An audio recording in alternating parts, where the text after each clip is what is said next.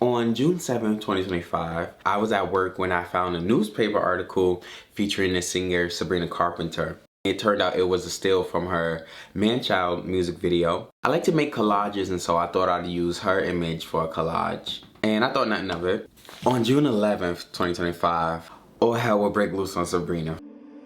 Sabrina Carpenter's new album cover. The Sabrina Carpenter album cover. Sabrina Carpenter's album cover. Sabrina Carpenter album cover. And the album name is Man's Best Friend. Man's Best Friend. Man's Best Friend. Man's Best Friend. Sabrina Carpenter releasing her album cover for Man's Best Friend, on all fours, giving those eyes, her hair being yanked. For male pleasure. You're dehumanizing yourself. Oh, she's about to top that guy off. She's on all fours like a dog. I don't like it. Is the album cover tasteless? Yes. Is it not good for women? Yes. I think about young girls seeing that. You're now reinforcing this message to sexualize little girls. You're doing so much harm for feminism. You're doing so much harm for women in general. Feminism is not about women being able to do whatever they want. It's not subversive or bold or daring. Culturally, it's not the right time to do some shit like this. A man pulls her hair, and we have a president that grabs him by the I mean, the girl is like a mix of like cosplaying prostitution and cosplaying a 1950s housewife. I hate Sabrina Carpenter. I've personally never liked her because I could see the pick-me-ism exuding off of her. What I see is imagery and marketing that is specifically catered towards the male gaze. The male gaze. Male gaze. Male gaze. The male gaze. The male gaze. Male gaze. Male gaze. The male gaze.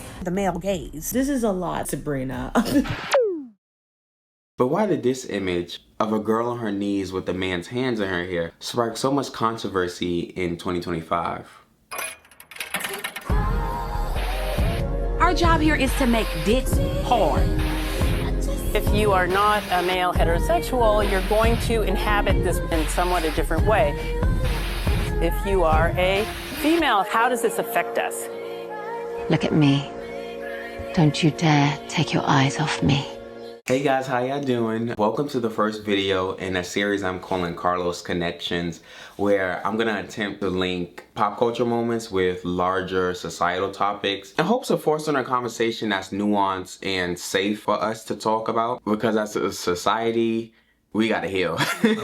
But the only way we can heal is if we have these tough conversations. If you ever seen that meme of like the guy with the board and he's like looking around, you know, trying to make the connections, that's literally like how my brain works. And so I wanted to have my own physical board that you guys can follow along and see the connections that I'm making and how things that seem maybe like surface level or seem separate, we see how it all ties together because it's all connected.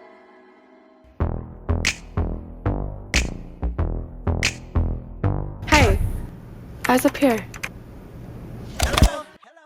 One of the main allegations Sabrina faced about the picture, as well as her branding overall, was that it appealed to the male gaze.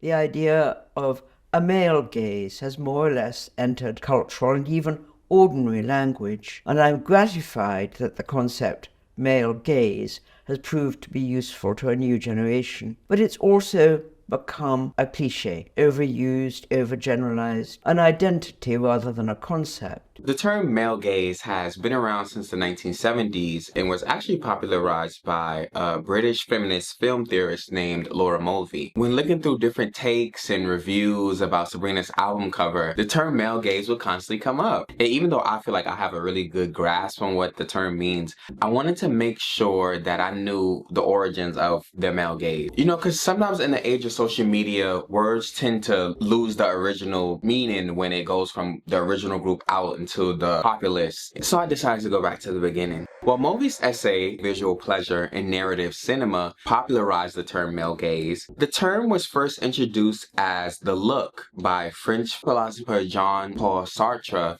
in his 1943 book, Being and Nothingness. The gaze, or the look as Sartre called it, is an individual's awareness and perception of other individuals, other groups, and oneself. However, the context that Mulvey used the gaze in is more akin to what English art critic John Berger introduced in his 1975 series, Waves of Seeing. And that's where I think we should start in order to get a deeper understanding of the male gaze. It is important to note that Berger's conception of the male gaze was focused mainly on nude paintings of women during the Middle Ages, but I think knowing the background helps us transition from painting to film and eventually social media.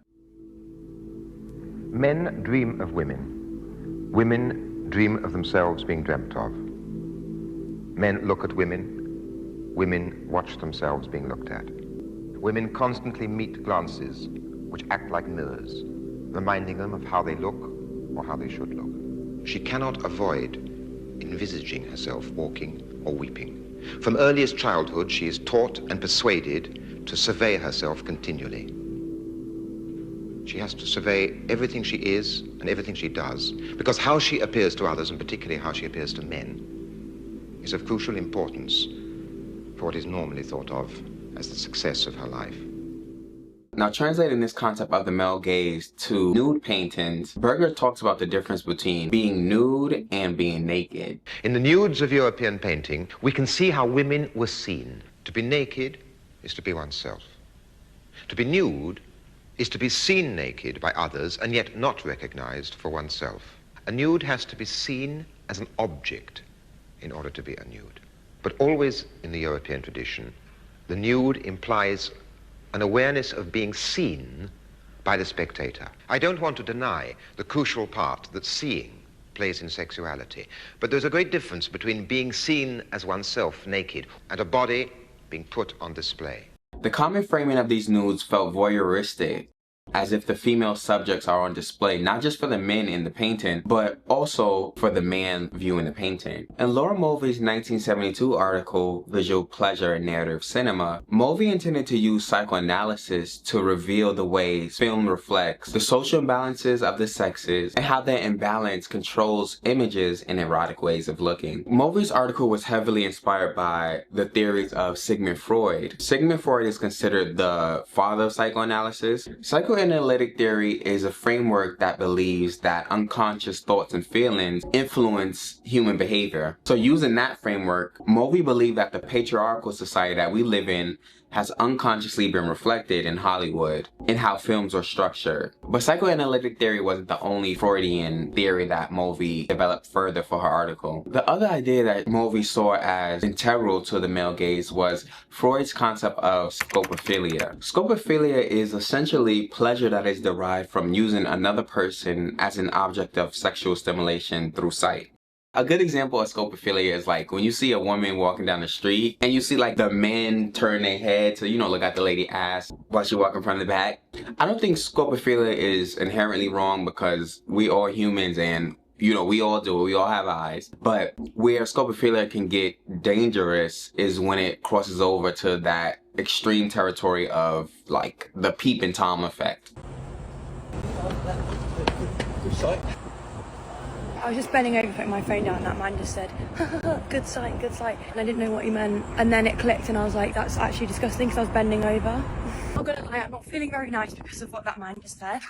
I just hate stuff like that. It makes me feel really horrible. But I keep running through it. Now, how does 𝒞𝒶𝓇𝓁𝑜𝓈 tie into cinema? Mulvey notes that the act of going into a cinema is almost like entering a private world. There's so much contrast in between the light on the screen and the darkness in the auditorium, and it separates you from the other audience members. The act of being a spectator, it puts you in a repressed position because you can't interact with the world that you're watching. The 𝒞𝒶𝓇𝓁𝑜𝓈-like tendencies we have are kind of projected onto the performers on the screen.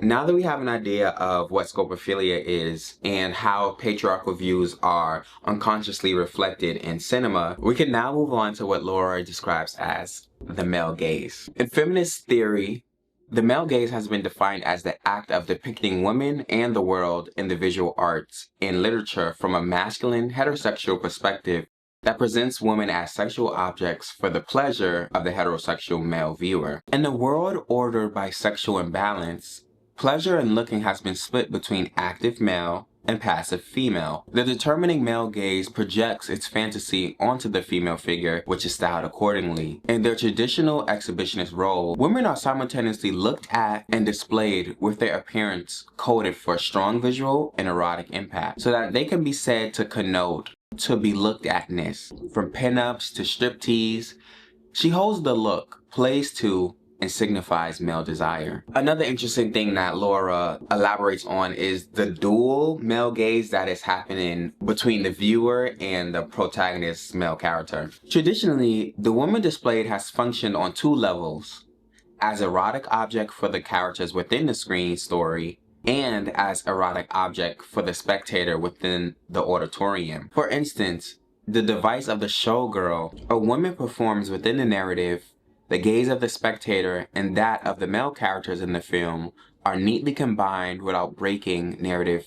It kind of harkens back to how John Berger observed that the women on the oil paintings weren't just for the painted male characters, they're also for the person that's viewing the painting. The way her body is arranged has nothing to do with that kissing. Her body is arranged in the way it is to display it to the man looking at the picture. The thing about the male gaze in cinema that makes it so interesting is that the gaze of objectification, it can only apply to the women in the movies. According to the principles of the ruling ideology, the male figure cannot bear the burden of sexual objectification. Man is reluctant to gaze at his exhibitionist like. Hence, the split between spectacle and narrative supports the man's role as the active one forwarding the story. With the dynamic of the men in the film being the ones in control, it allows the male viewer to once again connect his gaze to that of the male character's gaze. Traditionally, the audience has been assumed to be a male heterosexual, lined up with the male heterosexual director, lined up with the director of photography who controls all the shots, lined up with the male subject in the frame, and they're all looking at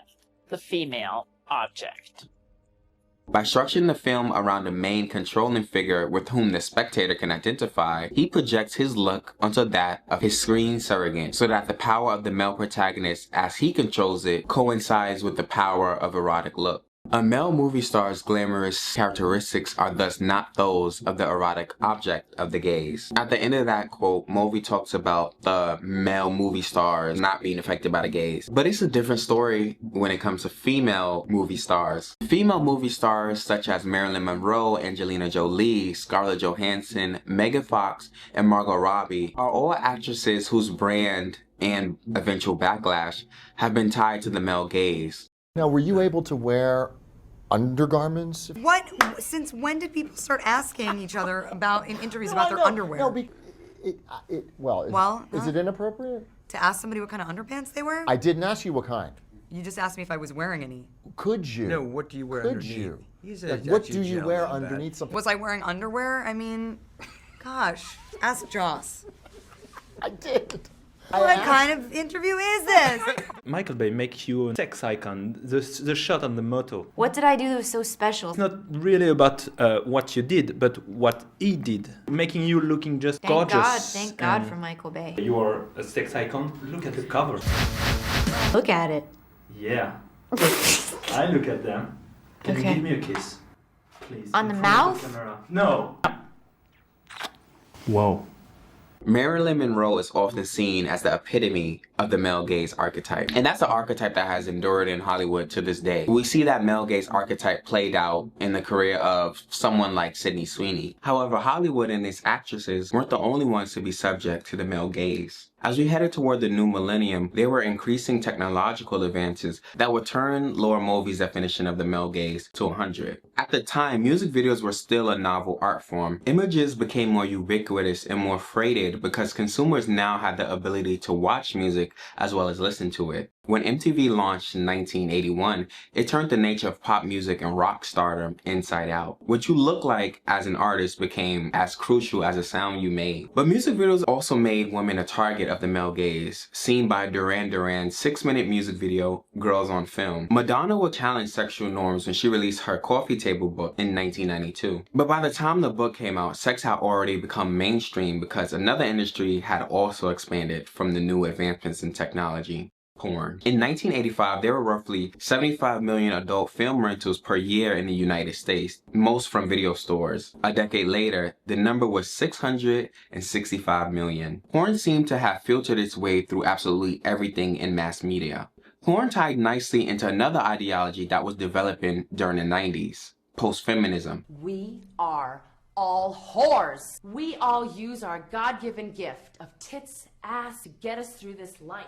What do you say, ladies? Hell no, we won't vote! Hell no, we won't vote! But before we get into post-feminism, I want to introduce pop feminism. But why would women in pop be the bridge between the male gaze and feminism? In her 2008 article, Women, Pop Music and Pornography, singer Meredith Leandre writes, "First, pop music is distributed through more media than any form of popular culture. We live in the information age, and women in pop music convey encoded information in all forms of media." As Imani Perry notes, the space a musical artist occupies in popular culture is multi-textual. Lyrics, interviews, music, and videos together create a collage out of which we are supposed to form impressions. Pop stars occupy a great deal of media real estate. Music celebrities endorse products and sell their own cosmetic and clothing lines. The business model for music sales is completely tied into cross-marketing strategies. If actual products can be assigned to pop stars, then so can ideologies. Feminism has been hijacked, and its hijackers use female pop stars to sell behaviors and attitudes about sexuality itself. The most popular myth is the equation of pornographic imagery with power. The slogan "Girl Power" was created as an ideology that was intensely and intentionally political, fighting for women's respect in the music industry, but it was taken over by post-feminism. Post-feminism is a concept that suggests feminism is no longer necessary because its goals have been achieved, and it has been transformed into a form of individual empowerment and choice within consumer culture. It appropriated the girl power slogan, removing its original political intentions in favor of the idea that buying things was a political act. The women of music were soon replaced with young girls who were less politically inclined and thus easier to control. This sudden replacement, in Meredith Levendy's opinion, was due to the 1996 Telecommunications Act. With media companies liberated to own as many different broadcasting outlets as they wanted, she argued, the same networks that owned music channels also had a vested interest in playing more sexualized content that could point people to their own highly profitable pay-per-view networks. Music channels were, in Levin's theory, a gateway to porn. The more sexualized female artists were, the better. Throughout the 2000s, whether in fashion, music, or film, women were constantly sexualized, but the messaging was packaged as empowering. We see this with the normalization of porn's imagery when Snoop Dogg showed up to the 2000 MTV Awards with two grown women on leashes. That was symbolically saying, for a woman to be depicted under the male gaze meant that she would be like a man's best friend. Hello there, Duncan Daydream Hotline. What can I do for you today?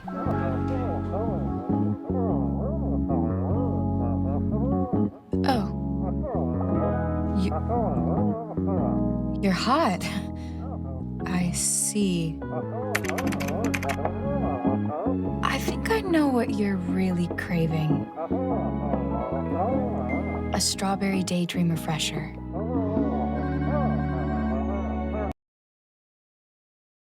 Okay, back to Sabrina. Sabrina is an American singer-songwriter and actress who made headlines for her album cover. But before we dig into the dog discourse, as I call it, I think it'll be helpful to introduce Sabrina. That context will help us determine if she is or isn't appealing to the male gaze. Sabrina was first introduced to audiences in the 2010s as a Disney Channel actress who, under the Disney Star system, also released music. However, it wasn't until 2021 when Sabrina began to be put in the mainstream conversation. When fellow Disney Channel actress Ōlivia Rodrigo released her #1 hit single Driver's License, rumors started to swirl that the song was about a love triangle between her, Sabrina, and fellow Disney Channel star Joshua Bassett. Along with Rodrigo's other single Deja Vu, the songs depict an older blonde actress who was currently with Olivia's ex and is causing Olivia heartbreak. When Sabrina released her clapback song Skins 2 weeks later after Driver's License, she got dragged because fans seen her as a bully and worse, a homewrecker. And the reason I wanted to start here with Sabrina's context is because I want to illustrate how when Sabrina was introduced to mainstream audiences, it was in controversy in relation to a man. So I kind of want y'all to follow that thread through. Sabrina's next single, Because I Like the Boy, saw Sabrina address the backlash, the accusations, and attempts to change her public perception. Sabrina's career moved forward with the song Nonsense off her 2022 album, Emails I Can't Send. During Sabrina's Emails I Can't Send tour, she would change the outro of Nonsense to fit whatever city she was in. On my last tour, I started doing these outros. These were lyrics that never made it to the end of the song. And as a joke, I was like, well, Boston can handle it, you know? So like, let's just throw one in for Boston. And Boston handled it so well that I was like, what about Chicago? And then it kind of kept going. BBC said I should keep it PG. BBC, I wish I had it in me. There's a double meaning if you dig deep. He said that it's bigger than a moon man. Guess that means I'm holding it with 2 hands. Boy, that thing's so big I call it Wembley. I stay on that head and do it rent-free. Capital FM, you bloody wrecked me.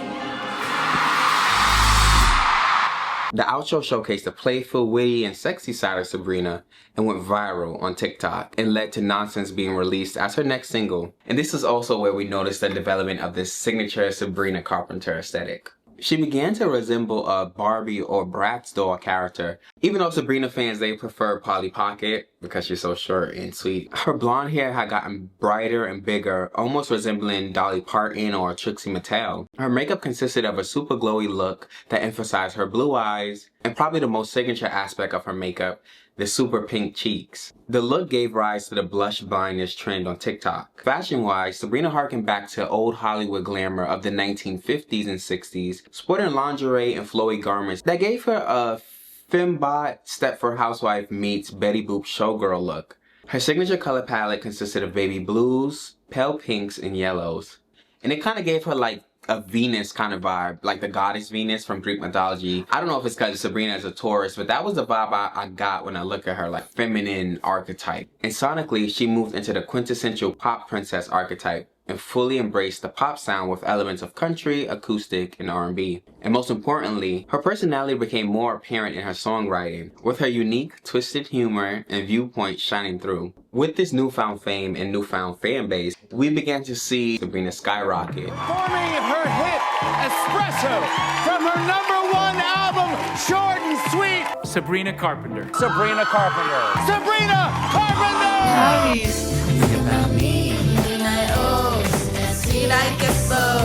Say you can't sleep, baby, I know.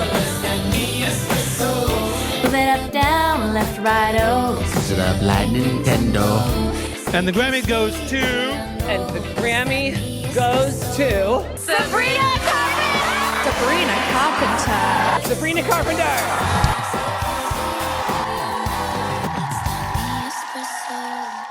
You're part of the cultural conversation right now. I guess, so it seems. Oh boy.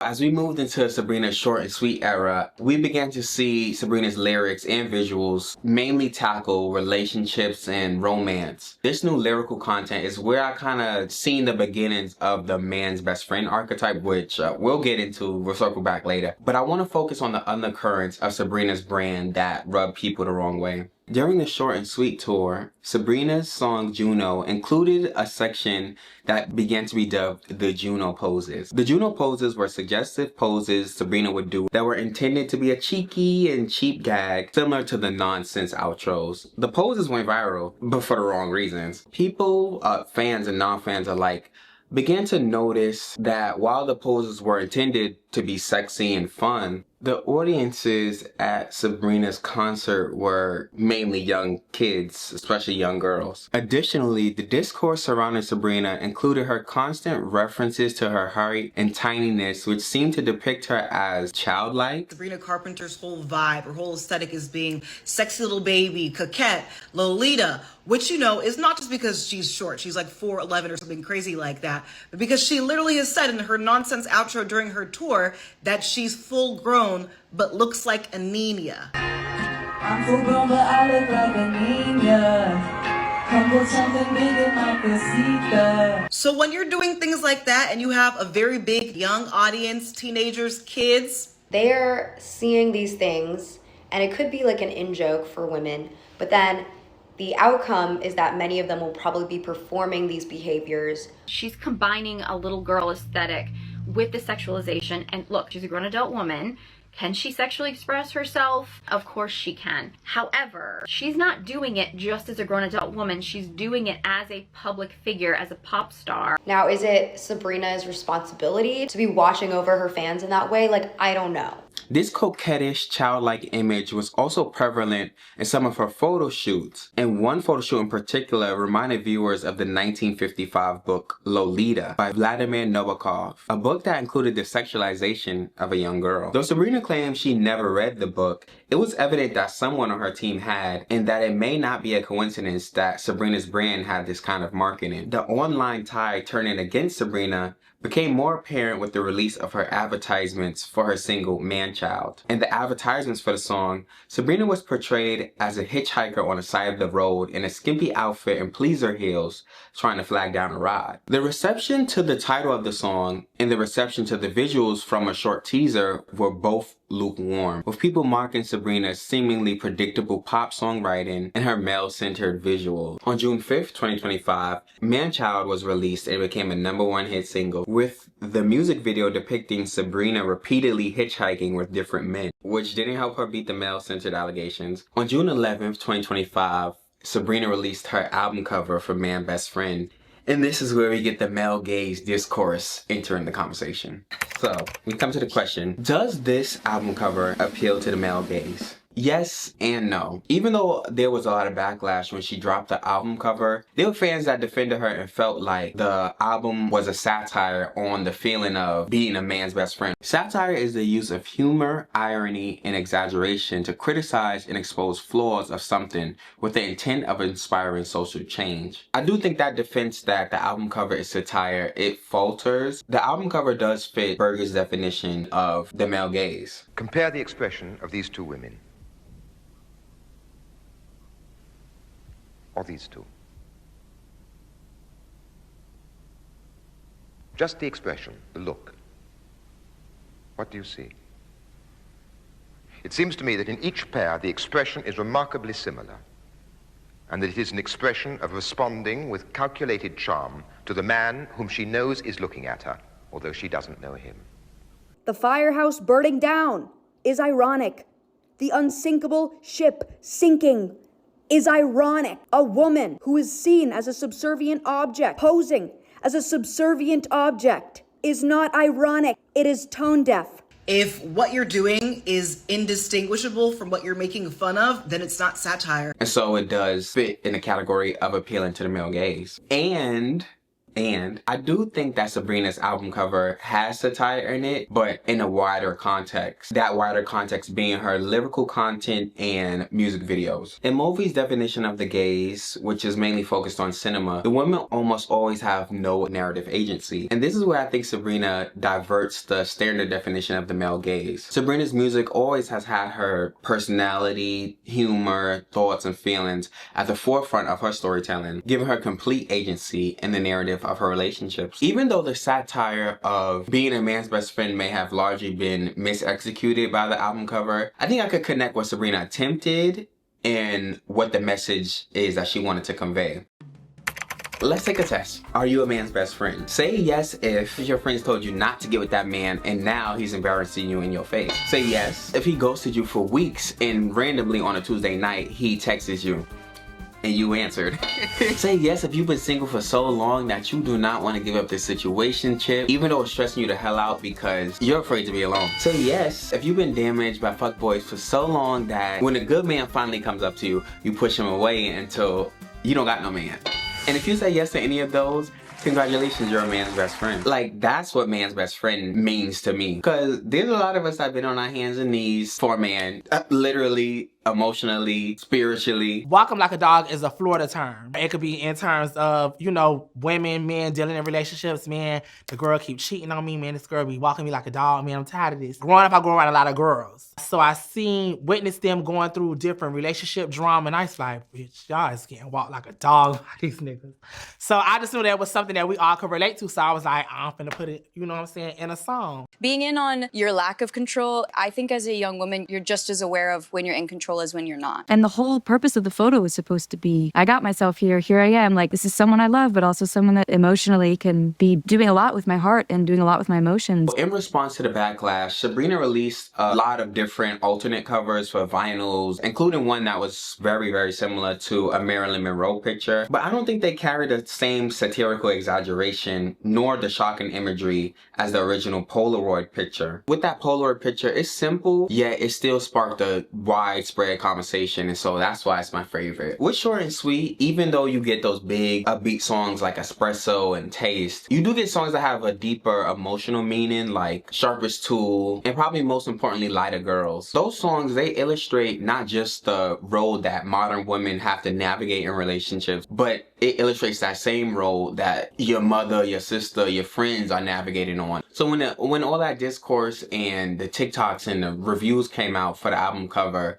for some reason my mind connected the album cover to this book I had read called My Year of Rest and Relaxation by author 𝒞𝒶𝓇𝓁𝓁𝓁𝑒𝒏. The main character of the book, she's a young woman who's navigating a kind of man-best friend archetypal relationship with this guy named Trevor. I gave him my phone number at the dorm.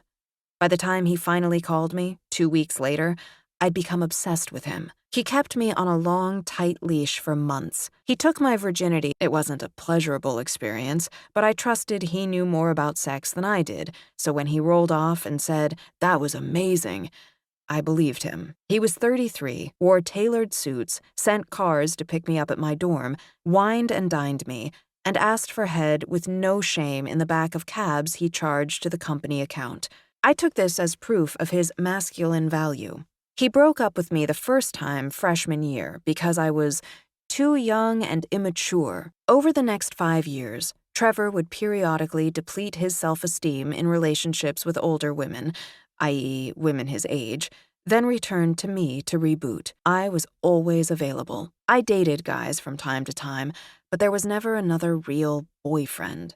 If I could even call Trevor that. He wouldn't have agreed to carry that title. After I graduated and was flung into the world of adulthood, I was bolder in my desperation, made frequent appeals to Trevor to take me back. I could hear his cock harden on the phone whenever I called to beg him to come over and hold me. "I'll see if I can squeeze it in," he'd say. Then he'd be there, and I'd shiver in his arms like the child I still was. Trevor would be very pleased to spend a night at my apartment, earning back all the bravado he'd lost in his last affair. Another book that reminded me of My Year of Rest and Relaxation that I read around the same time was a book by the poet Sylvia Plath called The Bell Jar. The book is set in the 1950s and follows 19-year-old Esther as she deals with depression whilst fulfilling a summer internship in New York City. Throughout the book, Esther thinks a lot about women's role in society and how she doesn't fit in with its constraining conservative views. And all the time he'd been having an affair with that tardy waitress. "What does your mother think about this waitress?" I asked Buddy that weekend. Buddy was amazingly close to his mother. He was always quoting what she said about the relationship between a man and a woman, and I knew Mrs. Willard was a real fanatic about virginity for men and women both. He was always saying how his mother said, "What a man wants is a mate, and what a woman wants is infinite security. And what a man is an arrow into the future, and what a woman is the place the arrow shoots off from." Back at college, I started asking a senior here and a senior there what they would do, but these seniors said most boys were like that, and you couldn't honestly accuse them of anything until you were at least engaged to be married. The same thing happened over and over. I would catch sight of some flawless man off in the distance, but as soon as he moved closer, I immediately saw he wouldn't do it all. That's one of the reasons I never wanted to get married. The last thing I wanted was infinite security and to be the place an arrow shoots off from. I wanted change and excitement and to shoot off in all directions myself like the colored arrows from a 4th of July rocket. To me, these two books illustrated the nuanced relationship that women have with womanhood internally as well as externally with society. So I was gagged, shocked, and shook when I saw that Sabrina posted up in the bed with the bell jar. I just felt like it was a synchronicity, and I was like, okay, I need to make this video. And another interesting synchronicity that I had with Sabrina was a photo shoot that I did earlier this winter that was kind of similar to the man's best friend shoot. The premise of the photo shoot was this idea of like submission and power. I wanted the shoot to be sexy and reminiscent of the POV style shots that was popularized by adult films, but I wanted to add a touch of subversion to it by adding like horror and a bit of danger to the image. And so I did a lot of these Bene Gesserit inspired tattoos with Hebrew, and I really wanted this kind of like, you know, you down there. If you're down there, you bite. Oh. You want to look like an angry dog. If you're going to be a dog on all fours, look like you're not enjoying it.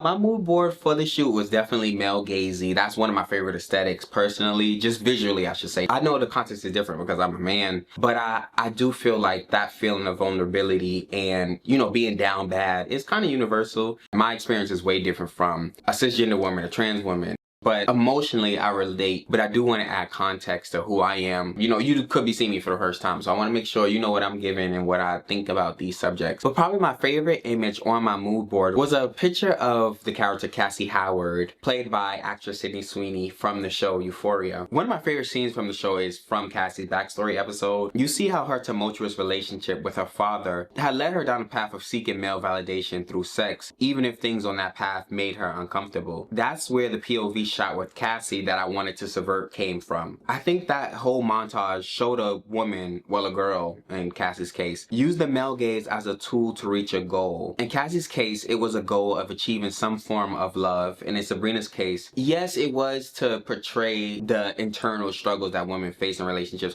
but I also think, girl, this is a business, it was also to reach a wider audience. I always find that tactic of women weaponizing the male gaze almost. It reminds me so much of sirens in Greek mythology and like how they would summon the sailors. We back with Greek mythology. But I always loved that imagery because there's power in that. The Greek mythologies of sirens are kind of similar to the siren archetype from Robert Greene's book, The Art of Seduction. The siren learned to take control of the male libido by embodying his fantasy. Keep up the distractions, and he will follow you until he drowns.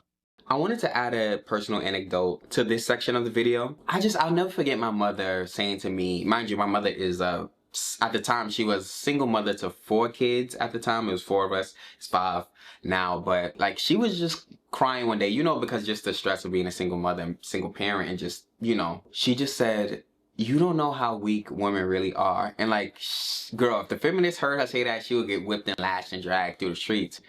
But it's kind of like an oxymoron because my mother is this strong, independent woman taking care of 4 kids.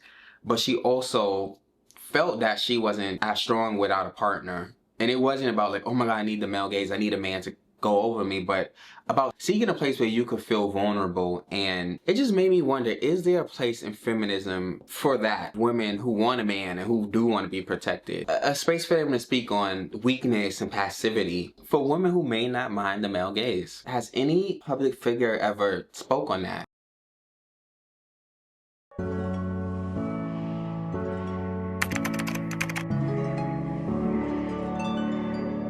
Lana Del Rey is an American singer, songwriter who emerged from the independent scene of the 2010s, sporting an old Hollywood glamour look and glamorous lyrics to match.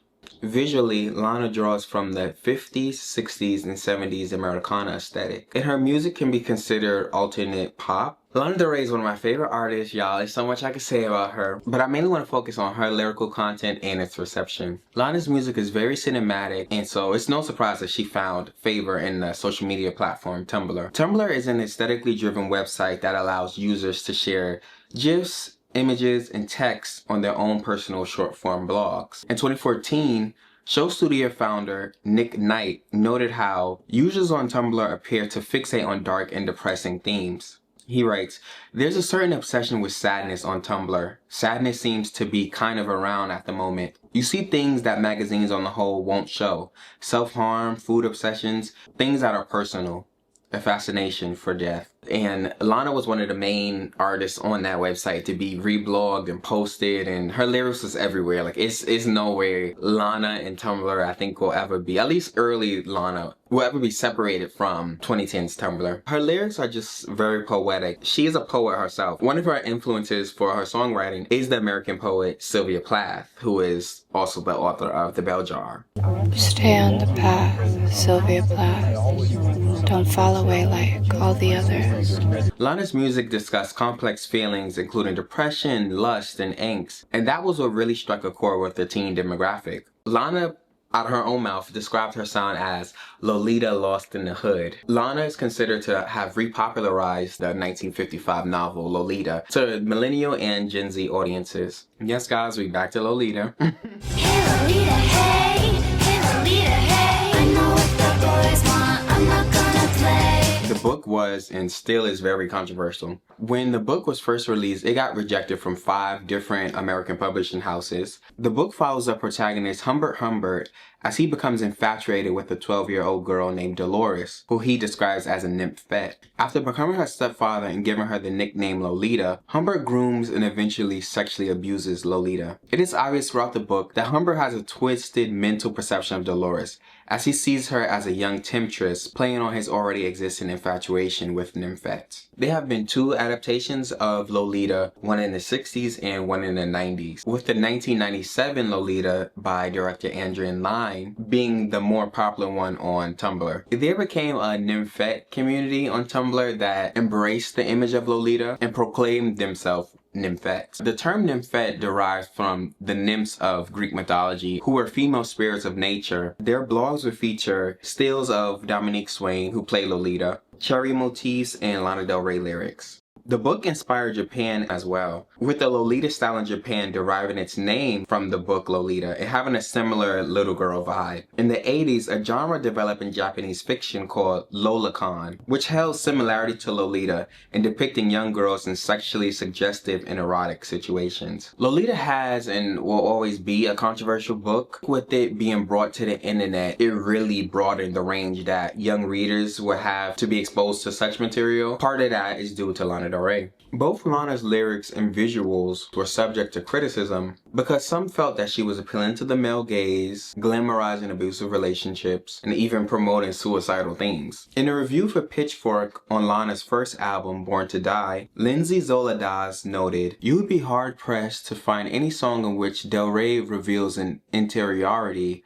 or figures herself as anything more complex than an ice cream cone licking object of male desire." When Lana came out, it was given sugar daddies, relationship with older men, daddy issues, prostitution, you know, trying to bring back the old money aesthetic. All of those critiques of her brand, it was there. But like, I'm sorry, at the time, that was the shit. When she would have came out, I would have been in middle school. But I still remember those Tumblr days and like that being like so edgy. That was kind of just the fun of her aesthetic. And kind of just the 2010s in general is a lot more positive. Which is why it's interesting to see Sabrina kind of play around with some of that imagery with the man-child video. We see her just hanging out, you know, with a bunch of guys. Some older, but mainly not. But I thought that image was just straight out of what Lana would have did in 2012. With all these themes present in her music, Lana was always subject to critique by feminists, especially after a 2014 interview Lana gave about feminism. I'm more interested in, you know, SpaceX and Tesla. What's going to happen with our intergalactic possibilities? Whenever people bring up feminism, I'm like, God, I'm just really not that interested. My idea of a true feminist is a woman who feels free enough to do whatever she wants.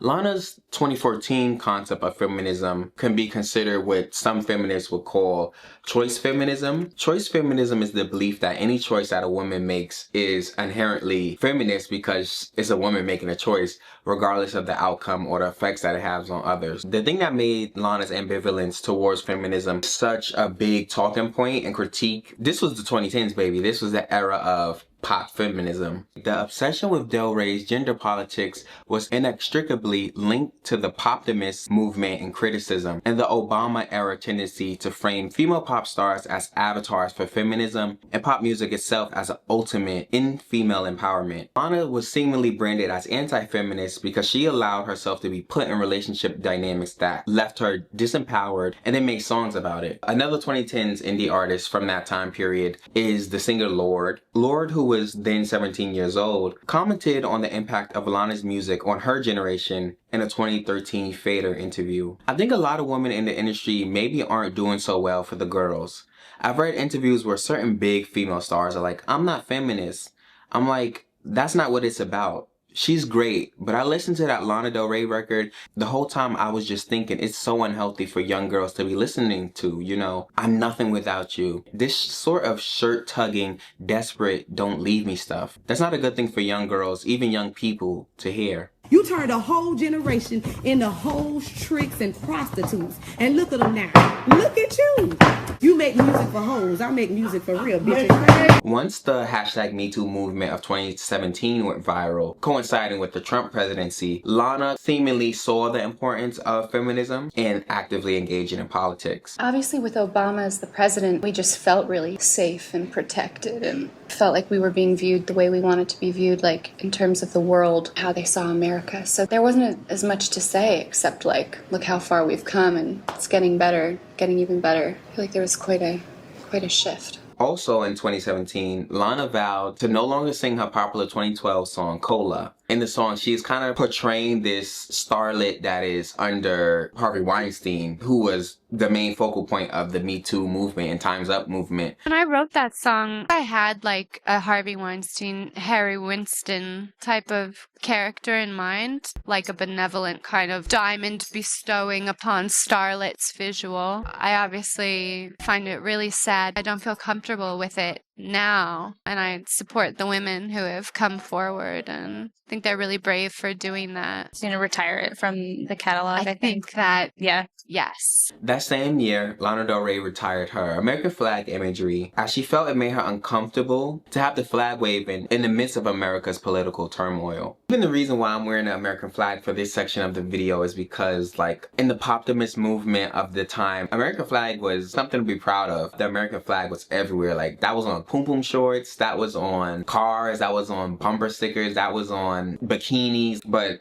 when we move into the headspace of where we were as a culture in 2016, 2017, 2018, everything was so politically charged. And so it almost was like the American flag became a secret because, girl, if you had that American flag up, that was one of two things. I mean, and it was only two sides. And to have that kind of Poptimism move over into the current era would give Lana a tone-deaf look. That was one of the reasons she decided to lay to rest. Another reason why I want to include the American flag is because even though I want this video to be, you know, for every country, everybody, I'm American, so the pop culture what I'm looking at is from an American lens, and so I do want that to be put into perspective as me being the storyteller in this video. Lana Del Rey's visual aesthetic moved away from the Lolita summer child look and more into a matured Americana aesthetic. With Lana moving away from Lolita and dropping the American in the flag, everything was fixed, right?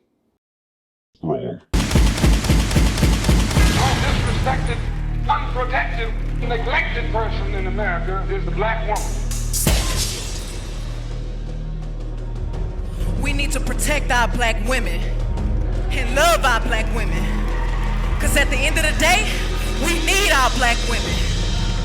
In May of 2020, Lana decided to release her infamous question for the culture. She posted it on Instagram, and it was supposed to be a response to the people that criticized the themes in her music. She starts off the message referencing other female artists who have recently had #1 songs, including Cardi B's WAP featuring Megan Thee Stallion, Doja Cat's Say So featuring Nicki Minaj, Beyonce's remix of Savage by Megan Thee Stallion, Camila Cabello's Havana, and Ariana's 7 Rings. She also mentioned Kehlani for some reason. These artists also had similar themes in their music that she did in her music from the 2010s, describing their songs as about being sexy, wearing no clothes, fucking, cheating, etc. She then asks could she please go back to singing about feeling beautiful by being in love, even if the relationship is not perfect, or dancing for money or whatever. It seemed like during the quarantine, Lana was sitting back and watching the musical landscape and saw how in a lot of ways she paved the way for a lot of artists of all genders to be able to express dark emotions in music. After years of criticism, Lana has seemingly snapped.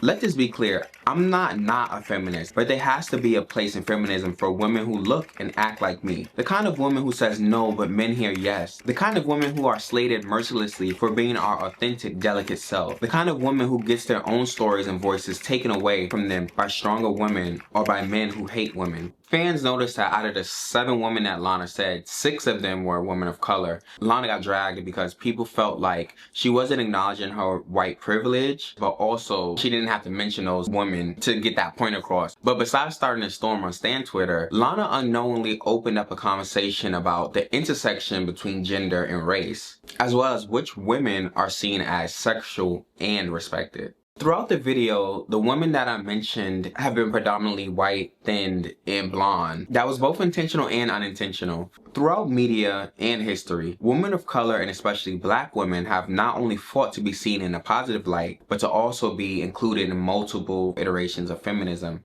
In her 1992 essay, The Oppositional Gaze, Black Female Spectators, author Bell Hooks writes about the power of looking and discusses the male gaze in white feminism and film theory. Hooks argues that the gaze of black bodies was one of oppression and denial, stemming from American slavery. During that era, it was not uncommon for a white slave owner to punish a slave just for simply looking at them. As time progressed into the segregation era, black people were able to interact with white society through film and TV. When most black people in the United States had the first opportunity to look at film and television, they did so fully aware that mass media was a system of knowledge and power, reproducing and maintaining white supremacy. Watching television was one way to develop critical spectatorship. Unless you went to work in the white world, you learned to look at white people by staring at them on the screen. With this progress of being able to look at white society through the screen, along with being able to view white society without penalty, an interesting thing that came along in the black community was the black male gaze being unleashed. There's always been this imagery and connection between like the big black or big brown man and a tiny delicate white woman, which also stems from pornography as well, and the tabooness of the segregation era. Given the real life public circumstances wherein black men were murdered or lynched for looking at white womanhood, the private realm of television screens or dark theaters can unleash that repressed gaze. There they could look at white womanhood without a structure of domination overseeing the gaze, interpreting and punishing. That white supremacist structure that had murdered Emmett Till after interpreting his look as rape of white womanhood could not control black male responses to screen images. In their role as spectators, black men could enter an imaginative space of phallocentric power that mediated racial negation. This gendered relationship to looking was different between black males and black female spectators. With the erasure of black female bodies in cinema, the only women to be seen as desirable were white women. In the 1915 landmark film Birth of a Nation, it portrayed the role of white womanhood in cinema as something delicate to be protected by white supremacy. Even when black female bodies were allowed to be seen on screen, it was in service of enhancing white womanhood as a sole object of the male gaze. The mammy archetype features black women as docile and passive who live to serve white families and specifically white women. She is portrayed typically as plus size and styled in a way that would make her typically unattractive to the gaze. During the 1940s, black actress Lena Horne, who was labeled the first Negro sex symbol, noted how the only roles for black women were either a mammy or a jungle woman. And that archetype of the jungle woman or angry black woman was labeled as the sapphire by Bell Hooks. She was even then backdrop, foil. She was bitch nag. She was there to soften images of black men, to make them seem vulnerable, easygoing, funny, and unthreatening to a white audience. She was there as someone the white and black audience could hate. A real man wouldn't need any help, Martin. Well, every man's not built like you, Pam. Come on. I guess you what they mean when they say, into each life some ugly must fall. Her female black image was not the body of desire. There was nothing to see. That archetype of like the angry black woman, of being too loud, being too ghetto, that archetype still persists to this day. Another archetype, well really a stereotype of a black woman that was perpetuated by the media, was that they were over-sexual. That archetype is known as the Jezebel. I would say the Jezebel is the most welcoming to the male gaze because she is outright sexual and animalistic. Having roots stemming from the sexual abuse cattle culture during slavery times, we still see this today in society, as black women are disproportionately portrayed as hypersexual and sexualized in media in comparison to white women. So when we're looking at these racist depictions of black women, it's easy to see why they had to be an alternative. The development of independent black cinema, however, Bell Hooks noted that early black male filmmakers took the typical white cinematic gaze that was used on white women and just transplanted it onto black women, which didn't provide much change for the black female viewer. And also in her article, Bell Hooks responds directly to Laura Mulvey's article, Visual Pleasure and Narrative Cinema. Bell Hooks felt like black female spectators were excluded from Laura's perspective of the male gaze because Laura's perspective focused on all women in cinema, actually meaning white women. For it is only as one imagines woman. By Laura grouping all women together, it ignores the unique oppression that women of color are faced with at the intersection of gender and race. Many of our social justice problems like racism and sexism often overlapping, creating multiple levels of social injustice. The term intersectionality. Because Emma was both black and female, she was positioned precisely where those roads overlap. African American women, other women of color, other socially marginalized people all over the world were facing all kinds of dilemmas and challenges as a consequence of intersectionality. All of these social dynamics come together and create challenges that are sometimes quite unique. So when Lana named all women of color and equated them to being sexually explicit, which we know is Jezebel, Lana is unknowingly harkening back to the erasure of women of color by white feminism. And even the Me Too movement that went viral in 2017 was created by a black activist, Tarana Burke, in 2006. But the hashtag didn't take off until 2017. When the movement finally caught steam, it was like Tarana Burke got swept under the rug and forgotten about. It's an example of how women of color are always having to elbow their way into the collective womanhood. And so when Lana says there needs to be a place in feminism for women who look like me, who really is that woman? Genes are passed down from parents to offspring, often determining traits like hair color, personality, and even eye color. My genes are blue. Sydney Sweeney has very genes. On June 23rd, 2025, 1 month after Sabrina Carpenter made headlines for her album cover, actress Sydney Sweeney made headlines for her collaboration with American Eagle. The ad campaign portrayed different scenarios of Sydney wearing jeans, and each ad ended with the tagline, Sydney Sweeney has very genes. The ad campaign went viral, and so the dragon of Sydney Sweeney commenced.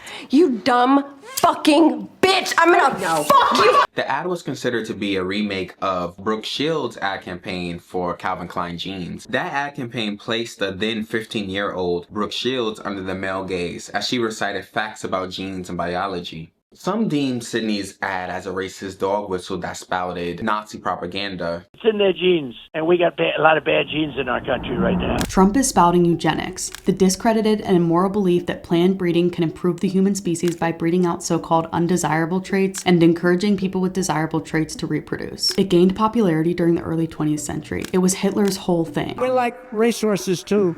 You know, the fast ones produce the fast ones, and the slow ones doesn't work out so well, right? Sydney Sweeney has very genes. You have good genes, you know that, right? A lot of it's about the genes, isn't it? Don't you believe?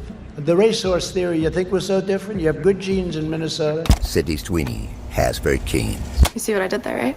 Some on the opposite side deemed it as a harbinger of the end of woke. If Sydney Sweeney is a registered Republican, I think her ad is fantastic. So much of the Democrats is oriented around hostility to basic American life. So you have a normal, all-American, beautiful girl doing a jeans ad, and they can't help but freak out. You are not allowed to ever celebrate someone who is white and blonde and blue-eyed. It's not that they want to see more white women. It's that they want to see none of anyone else. Kendall Cunningham of Vox News states, to comprehend the layers of the controversy, one has to understand the politically charged and paradoxical nature of Sydney Sweeney's image and career thus far. Sydney rose to fame in 2019, starred on the HBO show Euphoria as the character Cassie Howard, where majority of her role on the show included nudity and sex scenes. Her character was essentially a modern-day male gaze character. In 2022, Sydney started to receive her first wave of backlash when photos from Sydney's mom's 60th birthday party were posted online. The red hats that partygoers wore said, "Make 60 great again," but at first glance, they looked like the MAGA hats that Trump supporters wear.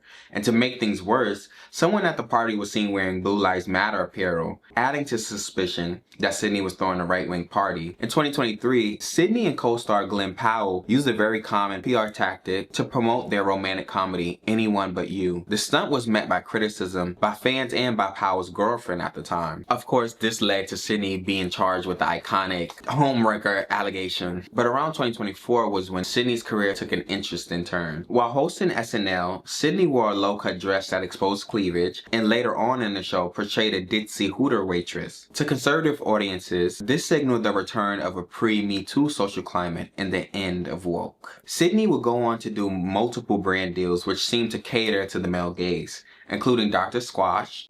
Hello, you dirty little boys. Are you interested in my body? Wash. Promoting her own custom soap bar, which is claimed to be infused with her own bathwater. It was messy because it starts to be this viral claim that Sydney Sweeney's soap had a hole in it, which kind of like emulates a sex toy, and the soap was soon sold out. It proved to not be true, but it was messy. Another connection between Sydney and Sabrina was that the bathwater infused soap that Sydney made dropped the same day as Sabrina's Man-Child music video. And another brand deal for Hey Dude, Sydney was appealing to a more country audience, and her Baskin-Robbins commercial also did well with conservative audiences. Hot girls eating messy things. That's the whole concept behind the Carl's Jr. ads, right? All the Super Bowl ads. It works. So if I would just offer Baskin-Robbins a little bit more advice, I would say get a little messy. Have it drip all over her. I mean, guaranteed it will spike. It seemed like Sydney was playing around with the satirical concept of appealing to the male gaze, similar to Sabrina's album cover. At the time, some people felt that the marketing strategy wasn't as satirical as Sydney and her team wanted it to be. A brand strategist named 𝒞𝓃𝓃𝓁𝓃𝓁 states, I think her and her camp probably think that they're playing into her sexuality with a wink and a smile and being self-aware about her being consumed as this sex object and that she is in control. How that's received in the public eye isn't as nuanced. The fact that Sydney is an actor cast in other people's work complicates her ability to control the way her image comes across and who exactly she wants to appeal to. Sydney doesn't get to control the message as much as a musician does. Sabrina Carpenter, for example, is able to exert a sense of humor in her sexuality and to be a little bit more overtly tongue-in-cheek. But among all of Sydney's brand deals, the American Eagle one was the most popular. It sparked some type of denim war. Like, it was denim on denim on denim on denim. The brand Gap released an ad campaign with the girl group 𝒞𝒶𝓇𝓁𝓁. They were dancing to Khaleesi's song Milkshake. Addison Rae had an ad for Lucky Brand. And most importantly, Beyonce's Levi's jean collaboration. Baby, let me rattle that snake with my venom. Denim on denim on denim on denim. What makes Beyonce's ads stand out from the others was that it seemed like the right finally had an opponent to put against this blonde bombshell in denim. Beyonce was that someone from the other side that they could deflect criticism onto. There's something about Sydney Sweeney that's very refreshing because she's like the anti-Kardashian. She doesn't have like the enormous lips and like the enormous ass that's clearly been injected. Look how fake this is. That's not Beyonce's hair. The breasts are enormous. The shape is extra curvy, extreme makeup on. Somebody made a tweet that said Beyonce has better genes. That ended up roping Sydney versus Beyonce. I wanted to show my body. I wanted to show that you can have a child and you can work hard and you can get your body back. Because I know that there's so many women that feel the same thing after they give birth. I definitely dealt with worrying that showing off my assets were going to make people see me a certain way all the time. I want to show girls that it's amazing and beautiful and empowering to have the bodies that we have. But it wasn't even about Beyonce or Sydney for that matter. It was about what they could represent. It was about what ways we as a society could use a woman's image and body to serve our own purpose. Right-wing blogger 𝒞𝓃𝓃𝓁𝓃𝓁 writes, a leftist problem is mainly the parts of the female body that men are most attracted to. Women's bodies have always been political, and they must be, given how fundamental sexual selection and family formation are to human society. Feminism and the LGBT are those who are most uncomfortable with the male gaze, while pro-Trump types are making pinup calendars and nostalgic for the kinds of cultural products that a previous generation of conservatives wanted to ban. It seems to be that what Sydney represents to this group of people was the return of this all-American girl, the blonde bombshell. The bombshell's blondness classically means that the bombshell is white, in part because of the moment in which the archetype emerged. There is a kind of retro all-American pluck to her look. Teased hair, big blue eyes, tanned white skin that will pop in Technicolor. Her blondness, powerful and artificial, seems to amplify her whiteness, almost to burlesque it. It's a part of her exclusive and racialized desirability. The bombshell is the most attractive woman in the world, and she is firmly, waspily, white. The blonde bombshell archetype was introduced by Jean Harlow in the 1930s, but Marilyn Monroe, she perfected that in the 1950s. When Sweeney lingers on her blondness and her curves to evoke the bombshell, she's invoking a powerful archetype. The blonde bombshell comes with an association of the retro 50s Americana that's comforting for an audience that imagines that America peaked in the post-war decades. For another audience, less powerful than the nostalgia is the implied threat that comes with it. This is what good genes look like, and if you deviate from the norm, you can be punished. Sydney Sweeney has very canes. Julie Burchill poses the question in her Girls on Film book, what does it say about racial purity that the best blondes have always been brunettes? Jean Harlow, Marilyn Monroe, Brigitte Bardot. I think it says that we are not as white as we think. But an element of the backlash is that a blonde, white woman... I'm naturally brunette. Bell Hooks thinks we are not as white as we want to be. For clearly the obsession to have white women film stars be ultra white was a cinematic practice that sought to maintain a distance, a separation between that image and the black female other. It was a way to perpetuate white supremacy. With all of this, what becomes clear to me is the way women are viewed and the opinions about the way women are viewed are very complex and very contradictory. If you try to cater to the male gaze and benefit from it, you lose. And if you don't cater to the male gaze and actively speak out about it, you lose. With the stock of American Eagle rising after her campaign ad, and also landing the lead role in the remake of the 1960s classic Barbarella, Sydney's career shows that there is something to gain from appealing to the male gaze. It made me think, should we bring back the male gaze? Fuck it, I want to be ugly.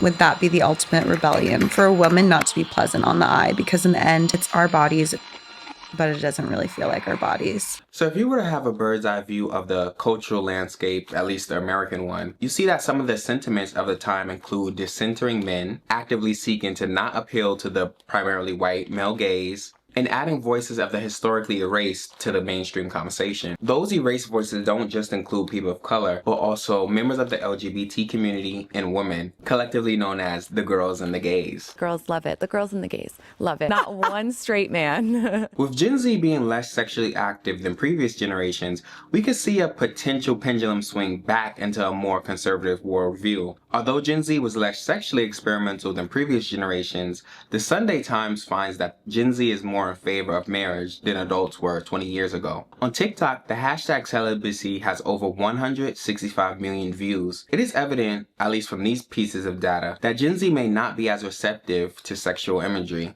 Across social media platforms like Instagram and TikTok, there's been a movement of women sculpting their own image, not only into something that feels more authentic to them, but something that actively repels the male gaze. There's different names for this trendy aesthetic: heroin chic, succubus chic, ugly girl, dirty girl, but I like to call it the Medusa effect. In a world of marketing and constantly placing expectations on women's beauty and self-worth, there's been pushback by women who don't feel the need to uphold this skinny, young, and conventionally attractive standard. One of the women leading this charge is the actress Julia Fox. I just want to say that I love having the bleached brows because it's kind of like a man repellent. They absolutely hate it. So that's why I continually do them. Aging is fully in. Dirty girl, ugly, not wearing clothes that fit your body type, just wearing anything you want. All those things are in. And if I see another product that says anti-aging on the label, I'm suing. Julia Fox starred in the 2019 film Uncut Gems, where she portrayed a male gaze character. This role, combined with her short relationship with the rapper Kanye West, boosted Julia's fame. In 2022, legendary makeup artist Dame Pat McGrath worked with Julia to create her signature exaggerated black eyeliner look. The look went viral, and not only sparked a trend amongst the girls and the gays, but it also sparked backlash from men who hated that Julia no longer had her signature curves, but instead had this new avant-garde look. As I shed weight and lose my famous curves, something unexpected happens. Men no longer find me attractive, and strangely, it's liberating. I can finally walk around without getting honked at or catcalled. It's as if I've been living as a slave to the male gaze all my life, and I'm enjoying this newfound freedom. There was a fake headline that somebody edited and posted of Julia in regards to her relationship with Kanye West. The headline stated that Kanye West broke up with her because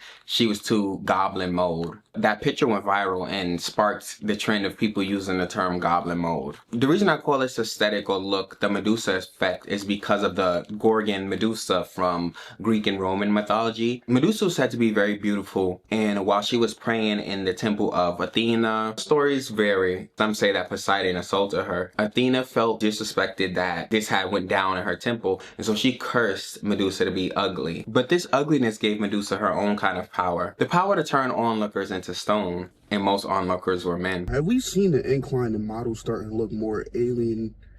It looked like an alien further and further away from beauty, and we're going to that's how it is, bro. Unsettling I don't looking. know. We already see how you guys treat the ugly girls. We see it all the way from elementary school. Those girls are treated like they don't exist. And it scares us so much that now you don't have to ask us to do our hair and do our makeup for a date because we so badly want to survive in this world. Those who are not judged beautiful are not beautiful. Those who are given the prize. The prize is to be owned. And if being pretty equals survival, then that's what we're going to choose. But don't forget who imposes that on us. As abortion rights have been rolled back in some parts of the United States, it seemed a safe space for women to commune with this idea of decentering, if not outright hating men. But what does it mean when a woman's sexual expression also happens to appeal to the male gaze? So pick me. Choose me. Love me. We must first consider the relatively diverse smorgasbord of gender and sexuality expression in our current landscape. As queer, trans, and non-binary pop stars are more visible and successful than ever, borders are blurring. Dressing like Jessica Rabbit might be a way of taking the old straight male gaze culture to an extreme that stands out in this crowded, confusing forum. And I believe it's a fear of the return to a sexist and oppressive agenda that sparked such controversy in Gen Z when Sabrina's album cover dropped. I understand people's fear of people in pop culture being able to sort of push a narrative that maybe is something that they're afraid of in their normal everyday life. That fear caused Sabrina to be labeled not a girl's girl or not being for the girlies. This line of criticism is all over social media these days, often aimed at women who are sexually forward or perceived as trying to appeal to men. There are a few different slurs and descriptions for this archetype. Pick me, male dominated, not a girl's girl. The term not a girl's girl is an evolved form of the pick me, which came from Black Twitter, and of course when it hit the mainstream, it lost its original meaning. What? I just remembered I forgot to wear a bra today. Like, I forgot to wear a bra, and it's like, I was wondering why I was in pain all day, but it's because, like, they're so heavy, you know? Like, do you want a White Claw or something? Girl, beer? Like, I love beer. I low-key am, like, one of the guys.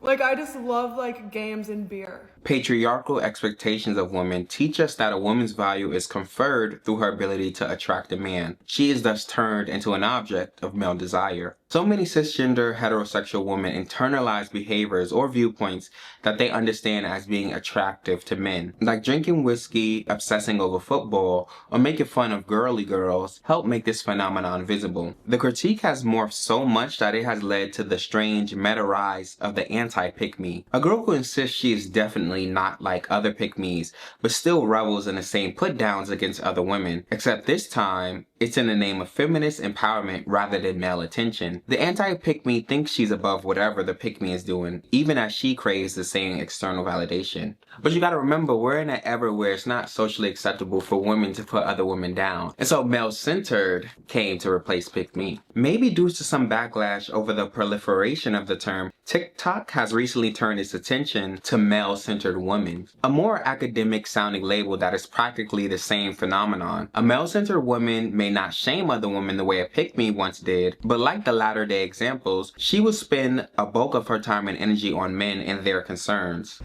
Wait, let's go to the other Target by my ex house so I can bump into him. All right, Evelyn, let's go do some girl shopping and have a girls' day. Can I invite my man? Women who are extremely male-centered will never truly be your friend because their self-worth revolves around what guys think of them, and they'll treat everything like a competition for the male gaze. Maybe the most popular measure of morality these days is whether or not a woman can be considered a girl's girl or for the girlies. Terms used to describe women who know how to get along with other women and support them in various social situations. The term girl's girl or for the girlies is very vague and changeable. Kylie Jenner was called a girl's girl when she shared her plastic surgery as well as the details of her breast augmentation. Even though years ago Kylie was seen as a detriment to young women and young girls because of that same plastic surgery. It's not hard to notice how much of these online conversations about the patriarchy center around individual women, real or hypothetical, and not the structural forces that may be influencing their behavior. That is, if their behavior is even really a problem. There is a generation that gets offended by some of the things I do. I remember when the discourse surrounding the album came out, and it opened so many conversations, not just about the male gaze, but about age gaps, body autonomy, race. I just remember thinking how hypocritical the backlash of it all was. And I was just so annoyed that my generation, Gen Z, has such vitriolic things to say about the album cover, and especially about Sabrina. Because we were supposed to be the woke generation, you know, the sex positive generation. We were supposed to be pro-ho. You know, this was the fifth wave of feminism, boo, the city girl feminism. All of the thoughts that was coming in my head, I was just thinking, why are we acting like y'all mom wasn't dating your father when she was 16 and he was 28? No, she was a victim. And why was some of y'all acting like y'all wasn't down bad for a man? And I'm on social media or not.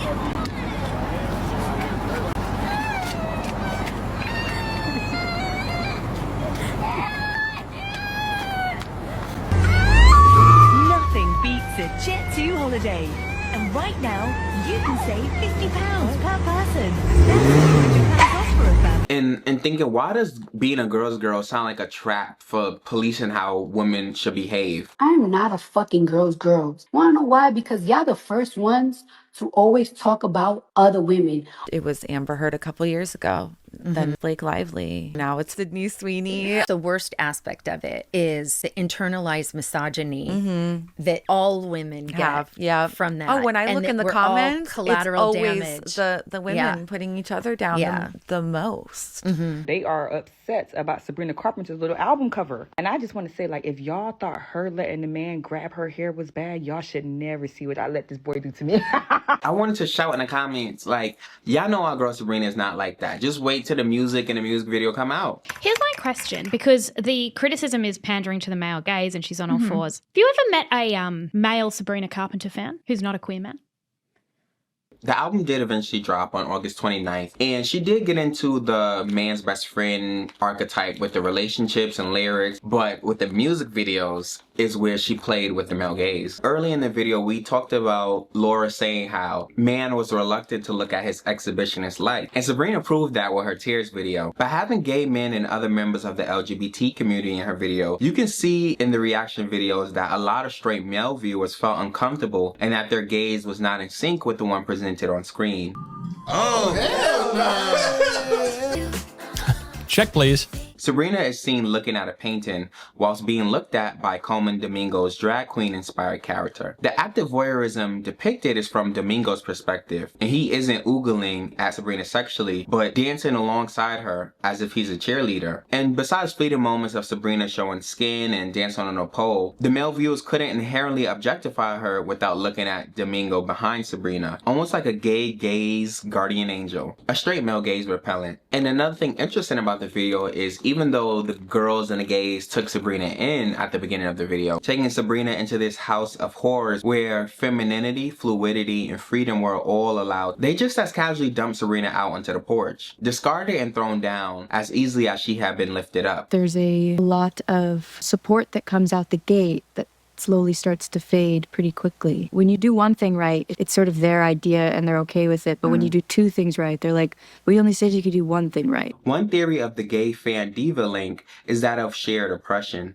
Gay men and women are both ground under the straight wheel of hetero-patriarchy. Within the gay stan culture of social media, female artists are able to build fan bases that you would think wouldn't carry the typical abuse culture they are used to in straight male-dominated spaces. You would think. Scratch lightly at the surface, and what flakes off is, yes, reciprocity and genuine affection, but also callous misogyny. Even when gay men aren't raining outright abuse on these women, their praise can sometimes reveal different forms of misogyny. One recent trend is to laud women by hailing them as skinny or a skinny legend. Though it is used figuratively to imply flawlessness, it is revealing that a word historically used to police female physicality has naturally evolved in the gay male vernacular.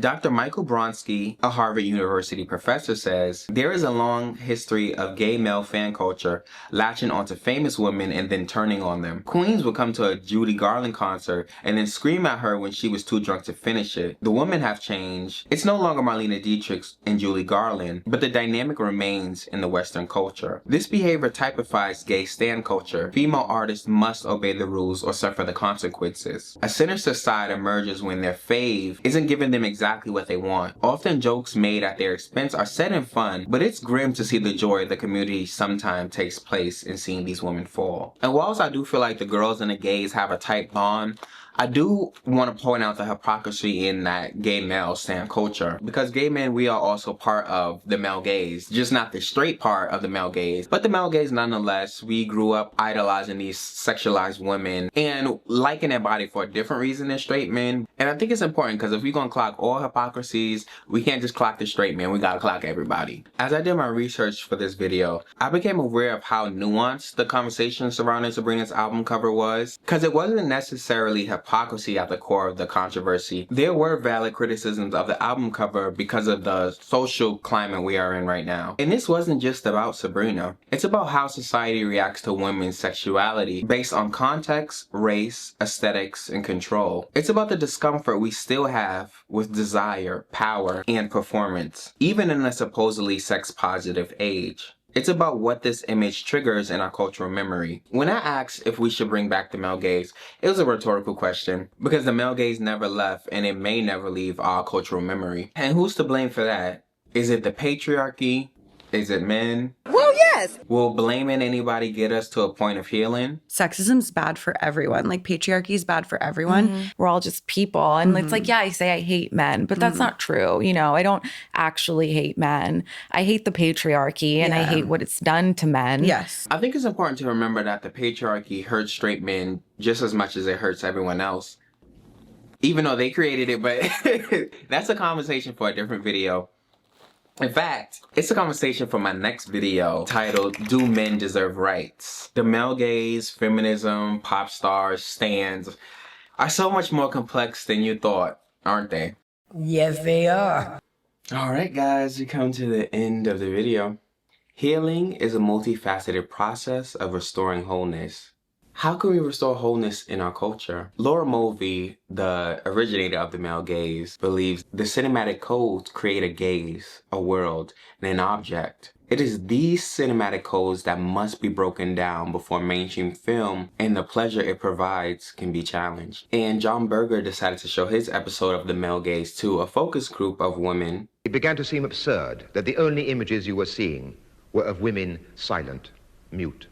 So I showed it to them and asked them to comment. I don't have all the answers. In fact, I have more questions, but I think healing starts when a discussion is allowed to start. And so I really think we would benefit from a conversation that is less polarizing than a lot of the content that we consume already is. And I'd like to provide that place with my channel where empathy, learning, and understanding can be allowed to happen. Because everybody's life experience is so diverse and so different, and none of us got the answers to be true. You have the people that see it from a different lens because they're living life differently than me.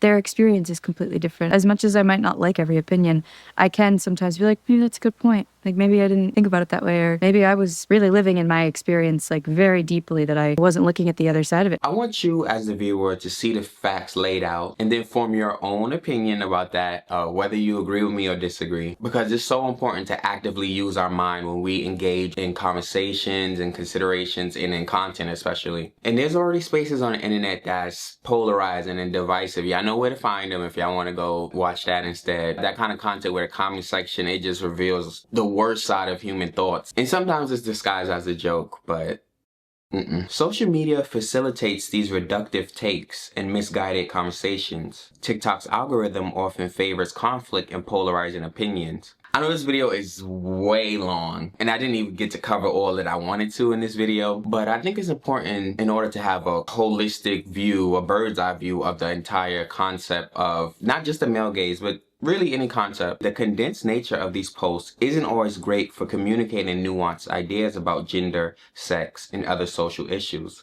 TikTok and Instagram, which have pushed more and more to short-form video content, are really tough platforms for the sustained, careful kinds of conversation that you need to unpack the politics of any ideology. Now, things happen in pop culture and the information delivery services are as fractured as they are overstimulating. Social media has pre-digested everything into the smallest possible unit of maximum provocation. A distractible audience feasts on out-of-context pop crave headlines and TikTok audio snippets. Fuses are short, rage drives the conversation, and dissociated images and the outsized reactions to them are often all you get from any given pop era. Please, please, please, please, please, develop your own gaze. Meaning, take the information that I give you, or take any information, and then contextualize it for yourself. I want you to become skeptical of, even me, I want you to become skeptical of a lot of the content, not in a fear-based way, but in a way that develops your critical thinking skills, regardless of if you like the person, if not. You could consume that information and see what's relevant to you while also trying to understand this person's side. Because after all, just to illustrate a point, I use these images of the woman just like anybody else in the culture did. So who's to say that, you know, I got all answered? But what I hope to do with using the stars of this video, like a Sydney, Beyonce,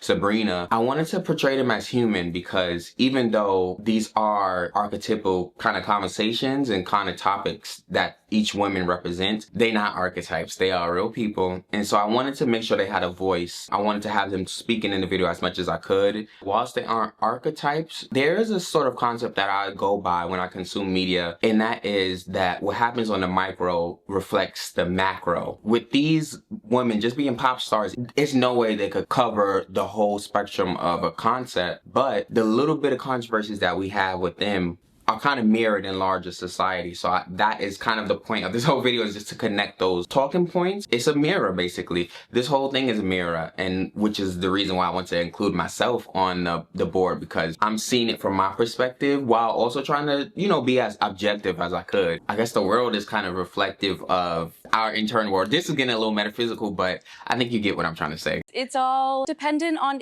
everyone's individual life experience, how they're viewing their own lives. It's like looking in a mirror. So many of these reactions that you get to stuff you make is really a reflection of other people. It's not even really so much your work. I think it's just how they see themselves in your work. I see my videos, this is a damn near film, so I see my films and videos as art. And as Sophie Gilbert says in her book, Girl on Girl, art can occasionally enable a top to bottom reconfiguration of everything we've ever found ourselves thinking. The kind of unlearning, in other words, with which power is real, change is necessary, and wholly new stories can begin. Let me know how y'all like the video in the comments. I want to say thank you to the amazing creators whose videos I included, as well as the amazing Pinterest artists. I couldn't even find all of the original images. The content creators that I included, I tried to protect these creators' anonymity as much as I could, because I don't want us to try to direct hate at any particular creator. And lastly, I want to thank you for participating in the video, as well as engaging in the discussion of the male gaze. That's all for this video, but we'll have so much more to talk about.